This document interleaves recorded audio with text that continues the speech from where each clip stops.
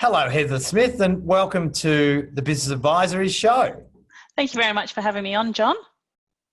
Oh, you're most welcome, and thanks for being here. I was really looking forward to wrapping up with you on the PreCon event that was enormous that you hosted up in Brisbane recently to effectively kick off Xerocon in a way.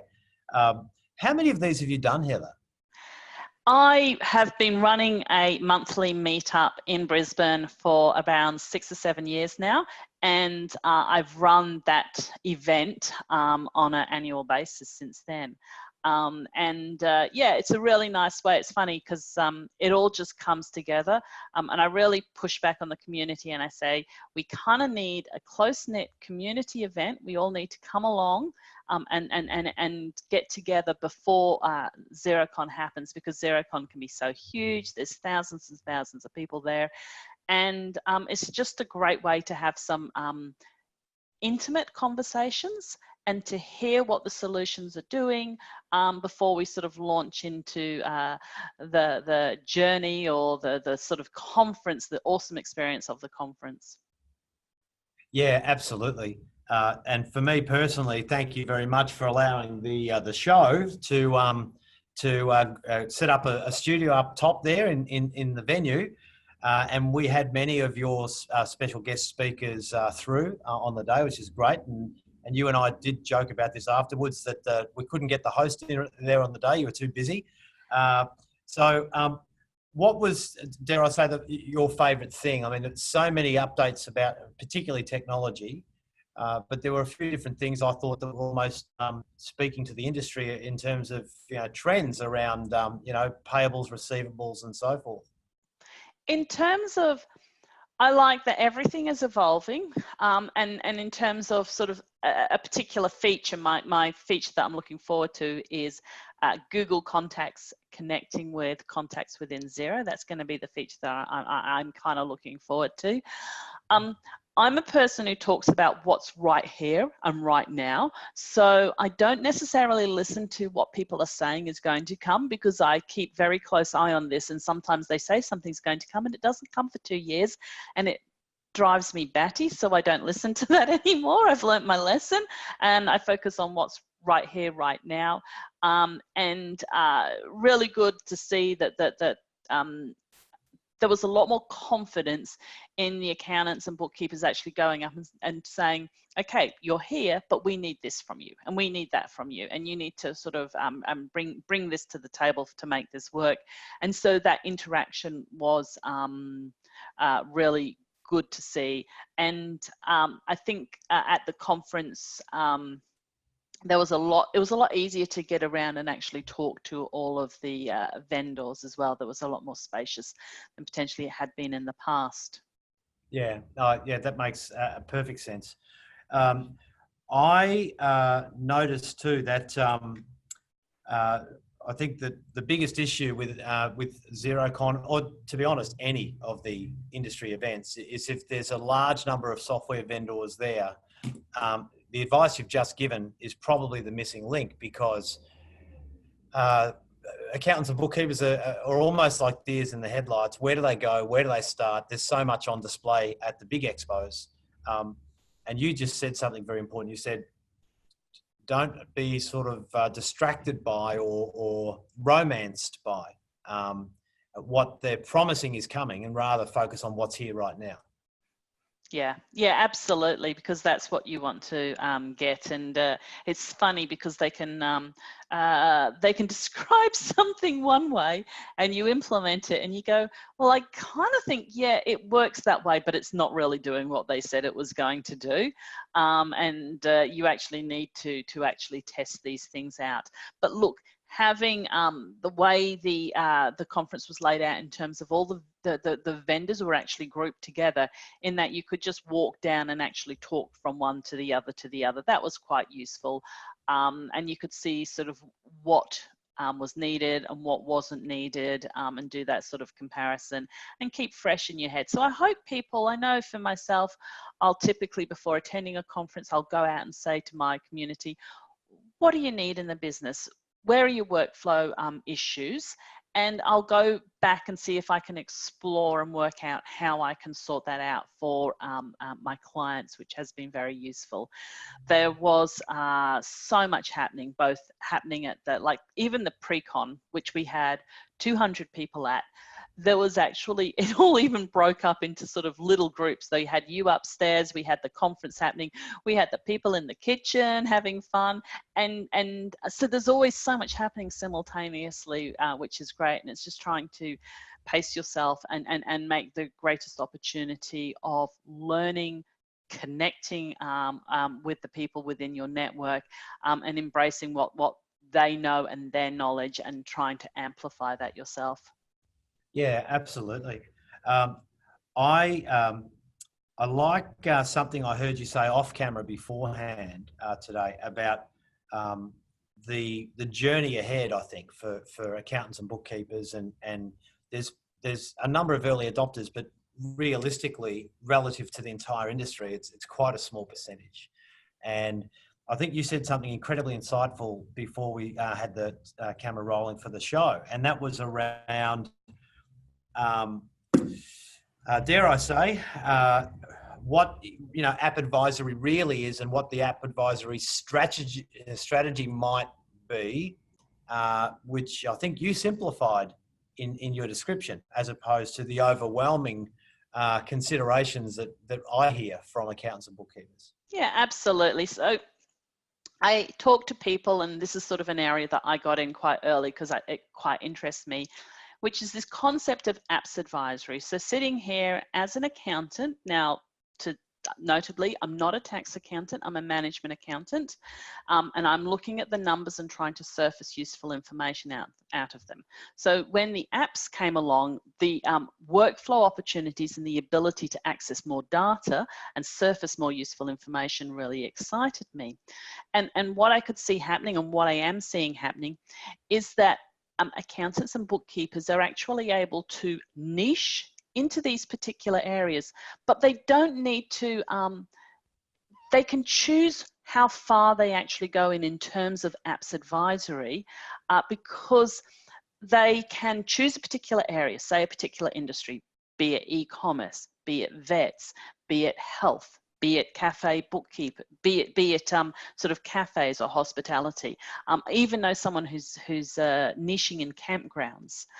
So they can choose a particular area, but then they can either go all the way in and have all the technical people around them to support them, or they can leverage their network and find cloud integrators who specialize in that particular area.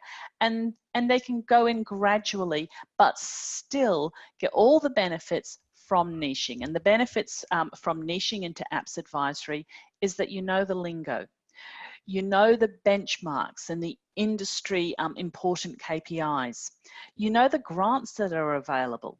The SEO on your website is now bursting because these are all of your case studies are actually coming into this particular area, and of the niche, the area that you're niching in.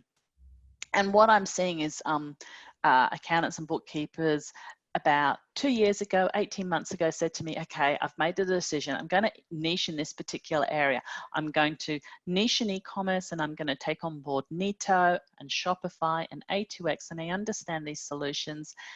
And I'm not sure if I'm going to get the clients, but I'm going to try. And now, circling back 2 years later, they're saying no to clients, and they're very firmly saying to the tribe around them, I'm only taking on people who want me to do the tax, who want me to do the bookkeeping, who are specifically in this industry and who are using these tools.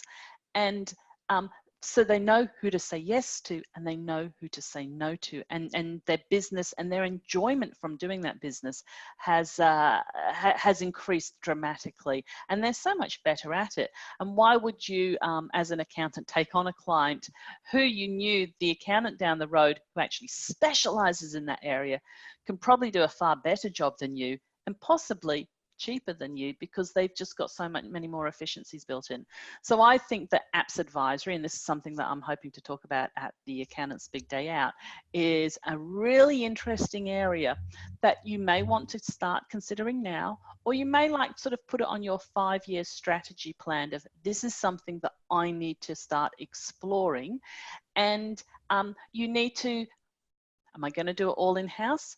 Or am I going to just start focusing on that area and then find a network of people around me to connect with, such as cloud integrators, such as bookkeepers niching in this area, even as far as lawyers who niche in that area. The network can actually be quite extended, and you can have a collective of people who specifically work in this area and this industry. I couldn't agree more. I absolutely agree 100%. And in fact, I think you and I were almost breaking in this interview, your topic for Big Day Out, which we just agreed on only a moment ago, and that is, what is app advisory? And I think that you're probably better placed than just about anybody that I can think of to head this one up for us at Big Day Out 2019. And I don't think that just because you travel so much as you know, globally as a thought leader in the industry and a commentator, but also I think it's about your philosophy to this. And do you mind just sharing a bit about that? Because I think that it would probably alleviate a little bit of that anxiety and fear of the unknown for some of our listeners and viewers out there. But Yeah. What is App Advisory? What will you be talking about? So what is app advisory? It is niching or selecting a particular area that you're going to work in, identifying a technology stack of solutions that you're potentially going to partner with, and that you will only deal with those solutions. It's simplifying the decisions, because you know ahead of time what solutions you work with, what clients you'll take on board, what activities that you're prepared to do. And you can go in at just a very limited level, just doing what you're doing, or you can actually fully deep dive in and do the full implementation, the bookkeeping and the tax work and the management accounting work for clients working in that specific area. But I don't see it as something, you don't need to be a technical genius to do this. You can actually just start focusing on that area and put it down as something that strategically you'll work towards over a period of time. But I really think with everything becoming so much easier to do, with the ability to adopt technology, you have you need to identify, are you going to differentiate yourself from the herd out there, and really pick something that you actually enjoy doing. I love helping people, and I sort of working in a specific area can actually make what you're doing simplified and streamlined, and the ability to offer far better service, far better, deeper, richer service using picking a particular niche. Yeah, absolutely. Well said. And I think that's hopefully something we'll get you to really expand on at Big Day Out around demystifying the journey, because you know, Accountants Big Day Out is not really for Andrew Van Der Beek and Jason Robertson and Chris Hooper, the 1%ers that just, you know, abracadabra, they just go and do it. This is really for everybody else, isn't it? And it's actually showing them a pathway no matter where they are on their own sort of digital timeline. Absolutely, absolutely. And I think one of the things is when I talk to people, and I talk to people at the beginning, early stages, and at sort of at the end of the digital dirt road, as we sort of talk about it, trying to navigate and push forward, I just want to share the information that can move you one step forward. So don't come along feeling that you're going to be overwhelmed. Come along, take one piece of information, whether that be from Natalie Lennon, who's also coming along and talking, or Lisa Andrews, that piece of information that resonates with you, that can move you one step further on the journey. But also listen to what we're saying. And the great thing about the big day out is that there's the opportunity to talk with people during the breaks, and you can actually have some one-on-one conversations to explore where you need to go, strategize where you're going to go with your business over the next 5 to 10 years. And one of the things is I would consider, if you're a small business that doesn't run a strategy day, use the ABDO conference as your strategy day. Bring your people along, sit together, talk, but talk quietly at the back, okay? Because we'll tell you off if you're talking over the speakers, and use it as your strategy day to work out what you're going to do over the next 5 to 10 years to inspire yourselves. Yeah, I think that's a fantastic tip, because there's just such disruptive dialogue going all day, isn't there? And I think that's the whole point. And it doesn't matter where they are in their journey; they'll get so much out of that. In fact, we conducted an interview last Friday morning with a fellow who attended in 2018 in Melbourne, and David Patterson, and he said he actually posted on LinkedIn the week later that he took 28 pages of notes. Fantastic. Fantastic. Oh, yeah, absolutely. So I say one tip because I don't want people to feel overwhelmed, but if you're ready to take on 28 pages of notes and however many tips that is, and if you can embrace them all and roll them out, that's great. I really want to make sure you come hear something and take it with you and actually action it. Okay. Yeah. Smart people shouldn't be doing stupid things, and we want you to come here, learn from what we're doing, talk with your peers, talk with the community, and take something away with that that you can actually implement in your business, so that you're really enjoying your business, you're really enjoying your life, and your clients are happy too. Yeah, great tip. What do you think is the hottest or the most unique challenge on the horizon over the next 2 or 3 years for accountants and bookkeepers? Interesting. Staffing, identifying staff. And one of the things that I've been sort of really pushing for this year is getting the message down to the teachers at schools that the robots are not taking over the accounting jobs, because the teachers are telling the students that, so the students are not going in and studying at university. So the lecturers are actually telling me they're seeing a decline in the number of accounting students that are coming out. So that's actually of real concern, when every practice I know is desperate to hire good, talented people. The professions are rethinking what they should be teaching and what they should be educating their members about. And I think we really need to send that message back to the schools. We need the students studying accounting. The robots are not taking over our jobs. The robots are helping us do smart things and helping us help more businesses and do some really, really interesting and exciting work. And, you know, I truly believe that accountants are at the front end of actually improving the country's economy. And for every small business we can help, we're helping them take their kids to ballet classes, take their kids to soccer classes, spend more time with their aged and loved ones. That's what I want to be seen doing. That's what I want to do. You can get a lot of this information from attending ABDO.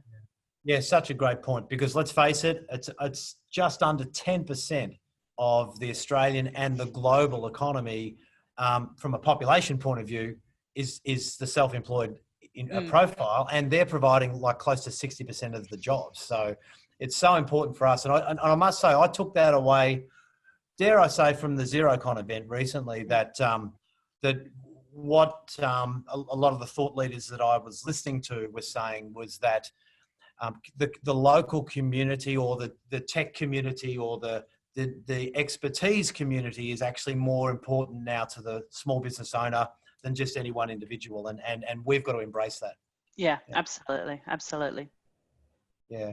Well, thank you so much for coming on the show. We're very excited to have you headlining with us this year, rather than helping us and being the glue that kept the event together last year, coordinating stuff in the background. We've got you in a major role this year, Heather, so we're excited about that.